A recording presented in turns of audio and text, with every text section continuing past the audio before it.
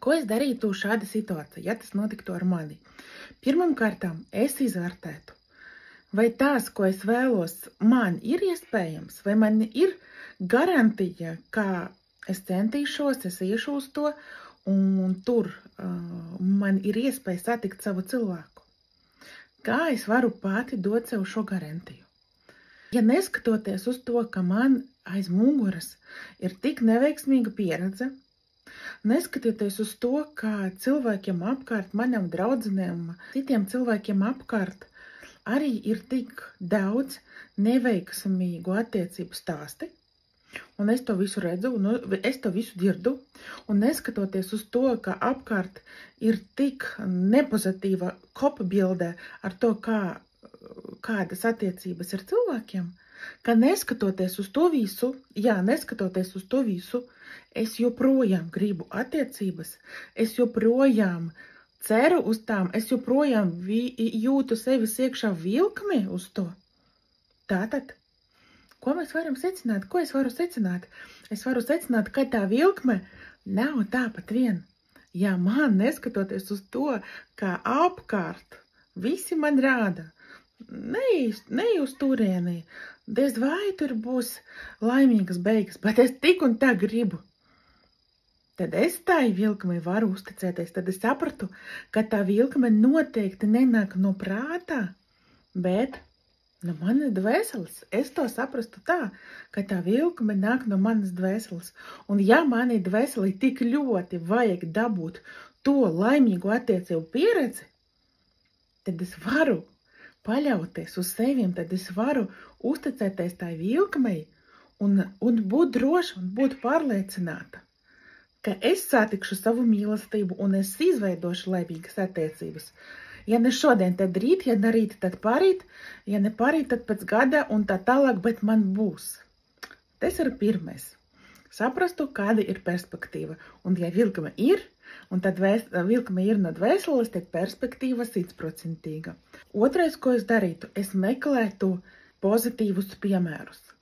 Pārus, kam jau ir izdevies izveidot foršas laimīgas attiecības. Pārus, no kuriem es varu iedvesmoties un parādīt sev, kā tas ir iespējams. Ja viņiem tas ir iespējams, tad arī man tas ir iespējams. Kāpēc? Jo es zinu, kā strādā spoguļu neironi no kvantu fizikas. Tāpēc es noteikti meklētu pozitīvus piemērus, lai iedvesmoties. Un trešais, ko es darītu, es noteikti sāktu, kā es to saucu, miedarboties ar vīriešu pasauli. Iepazīties, uzsmaidīt kādam vīrietim tirzniecības centrā, pieregistrētos iepazīšanas portālā, sāktu tur ar kādu iepazīties, sarakstīties, un tad es skatītos, kādas ir manas attiecības ar vīriešu pasauli kā tādu. Vai man patīk, kā vīrieši uz mani reaģē, vai man patīk, kā viņi uzvedās. Un ja kaut kas tajā man nepatīk, es stiprinātu priekšstatu par sevi. Nu, pieņemsim, ja kāds aicina mani uz randiņu, un pēdējā brīdī pasaka man ne, man ir ļoti svarīgi darbi, pēkšņi uzkrituši uz galvas, un tāpēc, diemžēl, es atcelšu mūsu randiņu. Un tā te sēžu, un man ir nepatīkami, man ir sapīgi, ka mani neizvēlējās kā prioritāti, ka mani neizvēlējās kā vissvarīgāko. Nu, ka es esmu tādā otrā vietā, tad vīriešu dzīvē, esmu mazsvarīga. Un tad es secinu no tā, ka man ir priekšstats par sevi, ka es esmu mazsvarīga. Un tad es to priekšstatu pagrozītu pa 180 grādiem, tad es esmu svarīga un meklētu savas zemapziņas iemeslus. Kāpēc es nedrīkstu justies svarīga? Kas man traucē tā justies? Un tas jau ir padziļināts darbs ar zemapziņu, un es tieši to arī darītu.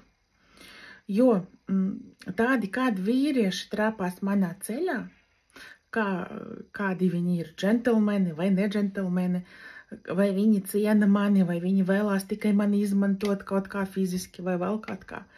Tas ir ļoti atkarīgs no mana zemapziņas tēla par vīriešiem, par attiecībām, par sevi. Un ko es darītu? Es noteikti neapspriestu ar draudzenēm, kādi vīrieši tur visi tikai vienu no manis grib un tā tālāk. Bet es mainītu priekšstatu par sevi un redzētu un novērotu, kā mainot priekšstatu par sevi, mainās vīriešu kvalitāte, mainās tie vīrieši, kuri tā kā pievelkas pie manis.